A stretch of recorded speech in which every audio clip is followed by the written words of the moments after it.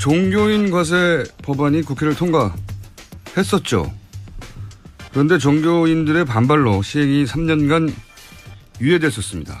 이제 시행을 4개월 앞두고 있는데 또다시 과세를 2년 더 유예하자 하는 법안이 발의돼서 이 문제 한번 짚어보려고 합니다. 이 분야 전문가를 스튜디오에 직접 모셨습니다. 시사평론가 김용민 씨입니다. 네, 안녕하십니까. 뉴스공장 차기 MC 김용민입니다. 여러분이 생각하시는 그 김용민 맞고요. 본인이 왜 이 종교인 과세 문제 네. 전문가인지 스스로 일단 먼저 얘기해 주세요. 네, 사실은 제가 이제 종교 언론 쪽에 오랫동안 몸담았었고요. 그 안에서 특히 그 보수와 진보 양쪽에서 모두 다 그 매체 경험이 있기 때문에 뭐 하여튼 그런 경험도 있었고 또 제가 낸 박사학위 논문이 한국 개신교의 정교 분리 원칙에 기초한 한국 개신교 역사. 예. 정교 분리. 예. 네. 정교 분리 문제와 관련해서는 또 제가 또 그거와 관련한 학위 논문도 냈었습니다. 부친이 목사님이시고. 그렇습니다. 예. 본인이 매주 예배를 인도하고 있습니다. 예. 예. 그리고 또 현재 목사 후보생을 하고 있습니다. 목사 후보생. 예.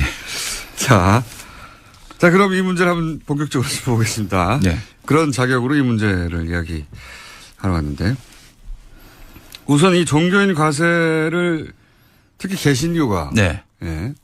왜냐하면 천주교에서는 이미 세금을 낸 지 오래됐어요. 그렇습니다. 예.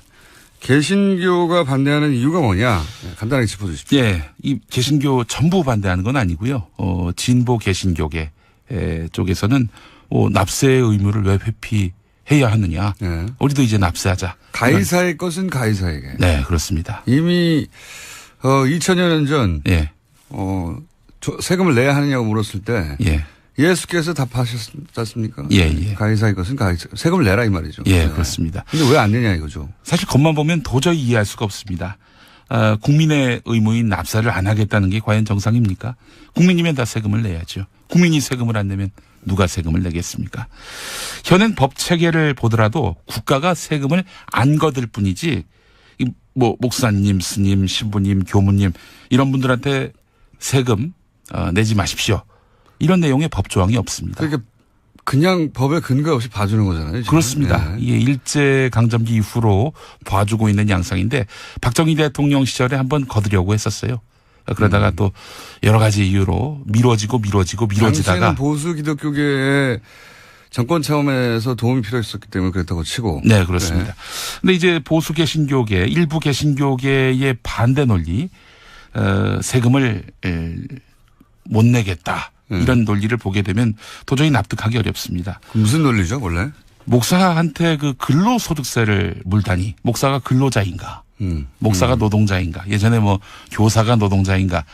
이런 그 시비를 걸었던 그런 정부도 있었는데, 어떤 목사님은 더 나갑니다. 일반 교인이 근로소득세를 떼고 헌금을 냈는데 그 헌금으로 사례금을 받는 목사가 또 근로소득세를 내면은 이건 이중과세다. 이런 주장을 펴고요. 요즘엔 좀 더 진화된 논리가 나왔습니다. 뭐냐면은 좋다. 목사가 근로소득세를 내면 교인들이 목사한테 주어야 할 특근수당이 이만저만이 아니다. 특근수당. 예, 그런데 철야 기도회. 이거 밤샘 근무 아닙니까? 그리고 새벽 기도회. 이것도 새벽 근무란 말이죠. 게다가 일요일, 휴일 아닙니까? 휴일 풀타임으로 뛰잖아요. 예. 이거 줄 거 다 주면은 교인들 등골 휜다. 이러면서 또 교인들을 두둔하는, 그들의 입장을 대변하는 논리도 나오고 있습니다. 이런 논리들이 사실은 논파되거나 반박된 지가 오래됐어요. 네. 이미. 그걸 여기서 반복할 필요는 없을 것 같고. 네. 목회자들이 소득세 납부를 꺼리는 가장 근본적인 이유가 뭐냐 이거죠. 근본적인 이유가 잘 알려지지 않아가지고. 네. 그러니까 사실. 대부분 이런 특근수당 같은 굉장히 특이한 논리 들이대면 사람들이 웃는단 말이죠. 예. 웃긴 웃는데 진짜 이유를 모르니까 개신교 전체가 사실은 욕을 먹는 경우가 있어요. 그 무기 로비스트 일광그룹의 그 이태규 회장이라고 혹시 이름 기억하십니까? 압니다. 예. 네, 교회에 기부해가지고 예. 비자금을 처리했던. 일명 클라라 회장이라고. 예. 이분이 예전에 그런 일이 있었어요. 지금 기독교 대한성결교회 본교회라는 교회의 장로인데 이 교회의 회사 간부가 본교회 목사의 동생입니다. 네, 이규태 회장은 이 교회에 헌금을 내는 척하면서 비자금을 조성한 혐의가 있어요. 헌금을 내고 그 헌금부터는 헌금을 내는 순간부터는 블랙홀이에요, 블랙홀. 그죠, 추적이 안 되니까. 예. 그다음부터는 어떻게 돌려받는지 모르는 거죠. 예. 그래서 교회를 이용해서 10년 동안 100억이 넘게 돈 세탁을 했다는 그런 혐의를 받았고요. 말씀하신 대로 교회에 헌금을 내면 그 돈이 어디로 어떻게 돌아가는지 이 자금 흐름을 파악할 수가 없습니다. 또 하나 사례가 있습니다. 명성교회. 대한예수교 장로회 통합 측 교회인데 모릅니다. 아마 세계에서 가장 큰 장로교회일 겁니다. 저기 명일동 쪽에 있는데 여기 김사만 담임 목사가 1,000억대의 비자금을 조성했다. 라고 하는 이야기가 있어요? 이 주장을 제기한 언론인이 있습니다. 그리고 이 비자금을 관리하던 장로가 비관해서 스스로 목숨을 끊었다. 이런 주장입니다. 좀 무서운 스토리가 있네요. 스스로 목숨을 끊은 건 사실입니다. 예. 그래서 이 주장을 제기한 언론인을 상대로 해서 교인인데 김사만 목사 쪽에서 고소를 했습니다. 그래서 소송까지 갔는데 결과는 이 교인이 처벌을 받게 됐지만 법원이요 판결문에다가 1,000억보다는 적은 800억대의 비자금의 존재를 인정했습니다. 오. 예. 비자금이 인정되긴 됐네요. 그렇죠. 목사의 비자금은 800억밖에 안 되는데 왜 1,000억이라고 했냐. 이걸로 처벌을 받았어요? 그럼? 세부적인 내용은 이야기하면 굉장히 긴데 요컨대 목사의 비자금은 대부분 교회로부터 나왔을 것이고 교회 수입은 곧 헌금 수입 아니겠습니까? 그렇죠. 이렇게 목사님이 또 딴 주머니 차시는 그런 일도 발생한단 말이죠. 이건 이제 유명한 사례들이고. 그렇습니다. 그러니까 지금 이야기의 방향성은 교회를 통해서 우리가 모르지만 특히 뭐 대형교회가 돼야지 뭐 헌금 액수 그 정도 커지겠죠. 네, 그렇습니다. 일부 대형교회를 통해서 그런 검은 돈들이 흘러가거나 혹은 뭐 깔끔하지 못한 돈들이 있을 수 있다. 예. 있을 수 있다.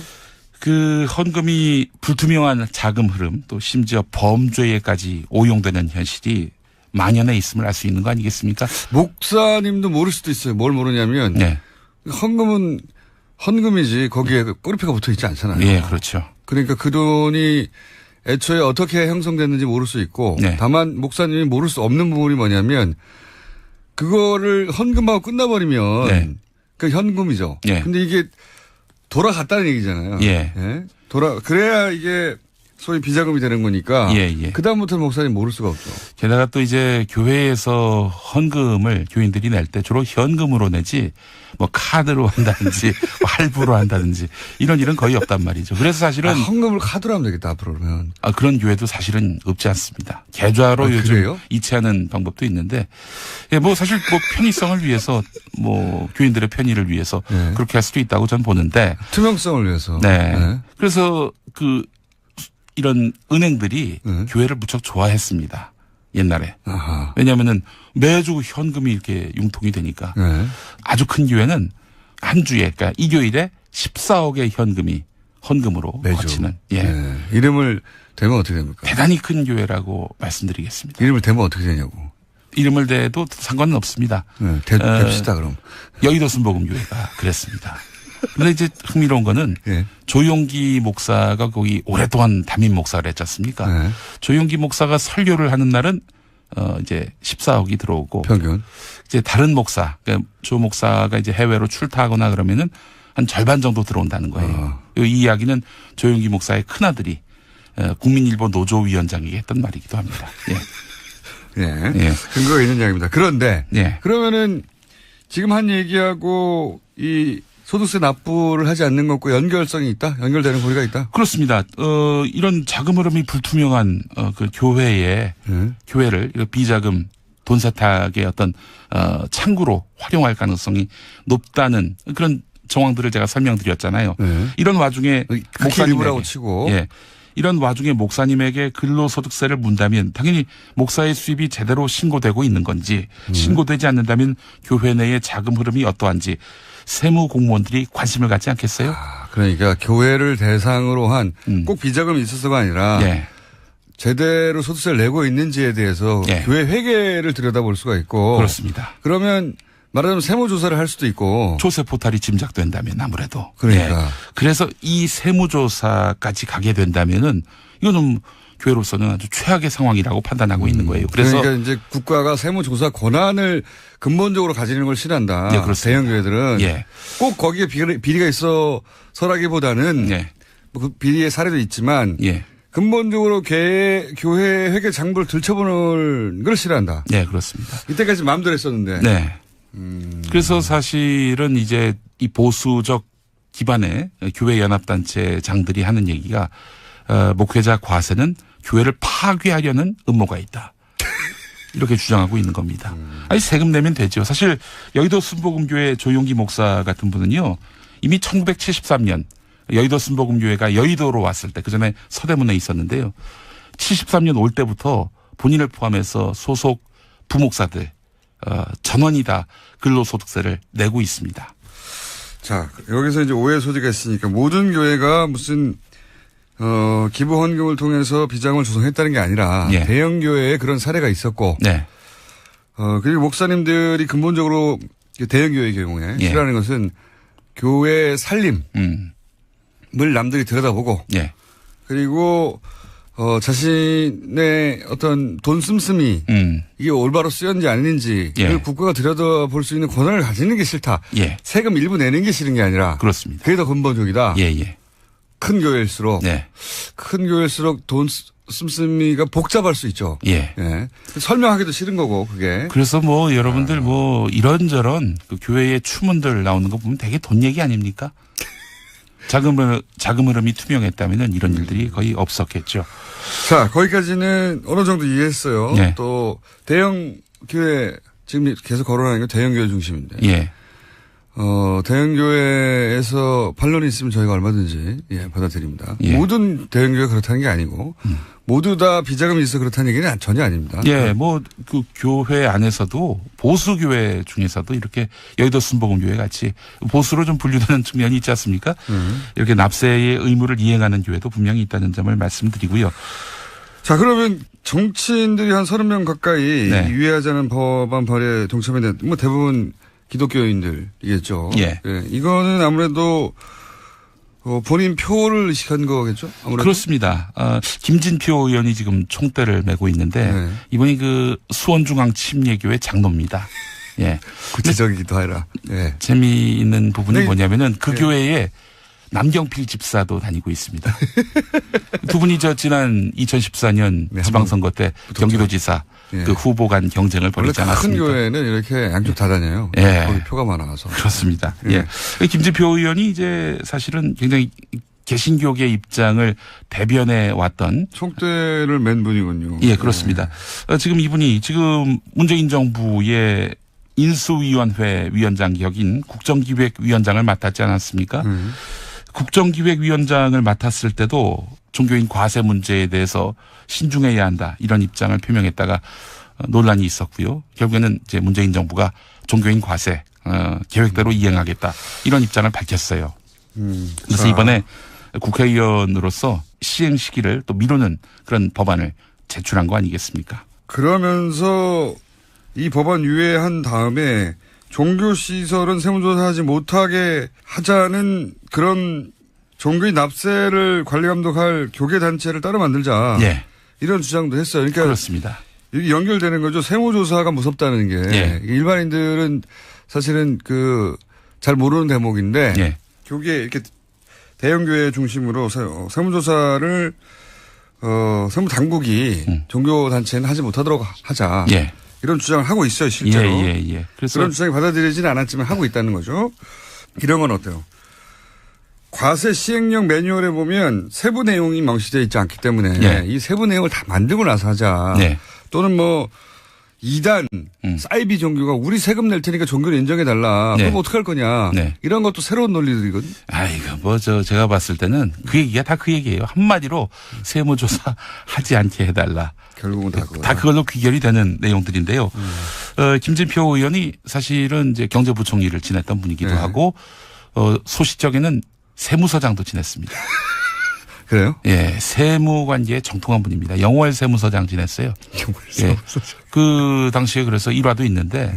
그래서 더더욱이 또 이런 총대를 매게 됐구나. 그렇습니다. 그 맥락을 잘 알고 있는 거죠. 그래서 교계가 지금 무엇에 대해서 반대하고 있는지. 그래서 저는 김진표 의원이 종교인 과세 자체를 반대한다고 보진 않습니다. 다만 그 시기를 유예하면서 그 그러면서 사이에. 그 안에 교계가 반발하지 않을 만한 그런 시행규칙을 만들어서 예를 들어서 종교기관에서 뭔가 이 조세 포탈에 그런 냄새가 난다. 그럴 경우에는 세무서가 직접 가서 세무조사하는 것이 아니라 종교기관 예컨대 보수 개신교계 같은 경우에는 뭐 한기총이라든지 이런 단체 혹은 뭐 교단에서 실제적으로 종교인 납세 조세 포탈한 것이 있는지 판단하게 만들고 그렇게 해서 결국엔 납세하게끔 만드는 중재기관을 두자. 이런 이야기를 하고 있는데 글쎄요. 이거는 뭐 말이 안 된다고 보는 게요. 예. 우리나라는 돈도 종교예요. 예. 그럼 재벌들이 탈세할 때 재벌들끼리 모여가지고 전경련이 그러니까 중간에 단체 만들겠다. 예. 그런 주장하는 거 마찬가지라고 봅니다. 예. 그래서 사실은 이런 어떤 특혜를 또 만들어내는 거 아니냐라는 비판의 또 측면에 있습니다. 알겠습니다. 오늘 여기까지 짚어봤습니다. 지금까지 바로 그 김영민 씨입니다. 예. 감사합니다. 아니 근데 평소에 딴 분들은 다음에 또 한번 모셔서 상세히 또 이야기를 더 들어보도록 하겠다. 그런 얘기 하지 않으셨습니까? 저는 다음에는 다른 분을 모시도록 하겠습니다. 압니다. 예. 네, 교회에 기부해가지고 예. 비자금을 처리했던 일명 클라라 회장이라고. 예. 이분이 예전에 그런 일이 있었어요. 지금 기독교 대한 성결교회 본교회라는 교회의 장로인데 이 교회 회사 간부가 본교회 목사의 동생입니다. 네, 이규태 회장은 이 교회에 헌금을 내는 척하면서 비자금을 조성한 혐의가 있어요. 헌금을 내고 그 헌금부터는 예. 헌금을 내는 순간부터는 블랙홀이에요, 블랙홀. 그죠, 추적이 안 되니까. 예. 그다음부터는 어떻게 돌려받는지 모르는 거죠. 예. 그래서 교회를 이용해서 10년 동안 100억이 넘게 돈 세탁을 했다는 예. 그런 혐의를 받았고요. 말씀하신 대로 교회에 헌금을 내면 그 돈이 어디로 어떻게 돌아가는지 이 자금 흐름을 파악할 수가 없습니다. 또 하나 사례가 있습니다. 명성교회.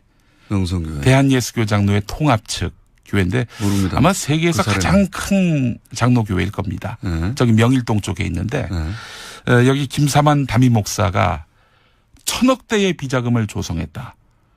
라고 하는 이야기가 있어요? 이 주장을 제기한 언론인이 있으며 국민이 세금을 안 내면 누가 세금을 내겠습니까?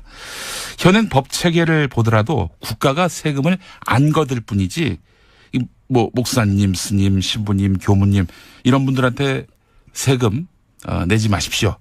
이런 내용의 법 조항이 없습니다. 그러니까 그냥 법에 근거 없이 봐주는 거잖아요. 지금. 그렇습니다. 네. 이게 일제강점기 이후로 봐주고 있는 양상인데 박정희 대통령 시절에 한번 거두려고 했었어요. 그러다가 또 여러 가지 이유로 미뤄지다가 당시에는 보수 기독교계의 정권 차원에서 도움이 필요했었기 때문에 그랬다고 치고. 네, 그렇습니다. 네. 근데 이제 보수 개신교계, 일부 개신교계의 반대 논리, 세금을 못 내겠다. 이런 논리를 보게 되면 도저히 납득하기 어렵습니다. 무슨 논리죠, 원래? 목사한테 그 근로소득세를 물다니 목사가 근로자인가? 목사가 노동자인가? 예전에 뭐 교사가 노동자인가? 이런 그 시비를 걸었던 그런 정부도 있었는데, 어떤 목사님은 더 나갑니다. 일반 교인이 근로소득세를 떼고 헌금을 냈는데 그 헌금으로 사례금을 받는 목사가 또 근로소득세를 내면은 이건 이중과세. 네. 정교문 분리 문제와 관련해서는 또 제가 또 그거와 관련한 학위 논문도 냈었습니다. 부친이 목사님이시고. 그렇습니다. 예. 본인이 매주 예배를 인도하고 있습니다. 예. 예. 그리고 또 현재 목사 후보생을 하고 있습니다. 목사 후보생. 예. 자, 그럼 이 문제를 한번 본격적으로 짚어보겠습니다. 예. 그런 자격으로 이 문제를 이야기하러 왔는데, 우선 이 종교인 과세를 특히 개신교가 네. 예, 왜냐하면 천주교에서는 이미 세금을 낸 지 오래됐어요. 그렇습니다. 예. 개신교가 반대하는 이유가 뭐냐? 간단하게 짚어주십시오. 예, 이 개신교 전부 반대하는 건 아니고요. 진보 개신교계 쪽에서는 납세의 의무를 왜 회피해야 하느냐? 예. 우리도 이제 납세하자. 가이사의 것은 가이사에게. 네, 그렇습니다. 이미 2000여 년 전 예, 세금을 내야 하느냐고 물었을 때 예, 예수께서 답하셨지 않습니까? 예, 예. 가이사의 것은 가이사. 세금을 내라 이 말이죠. 예, 네. 그렇습니다. 근데 왜 안 내냐 이거죠. 사실 겉만 보면 도저히 이해할 수가 없습니다. 국민의 의무인 납세를 안 하겠다는 게 과연 정상입니까? 국민이면 다 세금을 내야죠. 이런 주장을 펴고요. 요즘엔 좀 더 진화된 논리가 나왔습니다. 뭐냐면은 좋다. 목사가 근로소득세를 내면 교인들이 목사한테 주어야 할 특근 수당이 이만저만이 아니다. 특근 수당. 예, 그런데 철야 기도회 이거 밤샘 근무 아닙니까? 그리고 새벽 기도회 이것도 새벽 근무란 말이죠. 게다가 일요일 휴일 아닙니까? 휴일 풀타임으로 뛰잖아요. 예, 이거 줄 거 다 주면은 교인들 등골 휜다 이러면서 또 교인들을 두둔하는 그들의 입장을 대변하는 논리도 나오고 있습니다. 이런 논리들이 사실은 논파되거나 반박된 지가 오래됐어요. 네. 이미. 그걸 여기서 반복할 필요는 없을 것 같고. 네. 목회자들이 소득세 납부를 꺼리는 가장 근본적인 이유가 뭐냐 이거죠. 근본적인 이유가 잘 알려지지 않아 가지고. 예. 그러니까 사실. 대부분 이런 특근 수당 같은 굉장히 특이한 논리 들이대면 사람들이 웃는단 말이죠. 예. 웃긴 웃는데 진짜 이유를 모르니까 개신교 전체가 사실은 욕을 먹는 경우가 있어요. 그 무기 로비스트 일광그룹의 그 이태규 회장이라고 혹시 이름 기억하십니까? 종교인 과세 법안이 국회를 통과했었죠. 그런데 종교인들의 반발로 시행이 3년간 유예됐었습니다. 이제 시행을 4개월 앞두고 있는데 또다시 과세를 2년 더 유예하자 하는 법안이 발의돼서 이 문제 한번 짚어보려고 합니다. 이 분야 전문가를 스튜디오에 직접 모셨습니다. 시사평론가 김용민 씨입니다. 네, 안녕하십니까. 뉴스공장 차기 MC 김용민입니다. 여러분이 생각하시는 그 김용민 맞고요. 본인이 왜 이 종교인 과세 문제 전문가인지 스스로 일단 먼저 얘기해 주세요. 네, 사실은 제가 이제 종교 언론 쪽에 오랫동안 몸담았었고요. 그 안에서 특히 그 보수와 진보 양쪽에서 모두 다 그 매체 경험이 있기 때문에 뭐 하여튼 그런 경험도 있었고 또 제가 낸 박사학위 논문이 한국 개신교의 정교 분리 원칙에 기초한 한국 개신교 역사. 예. 정교 분리.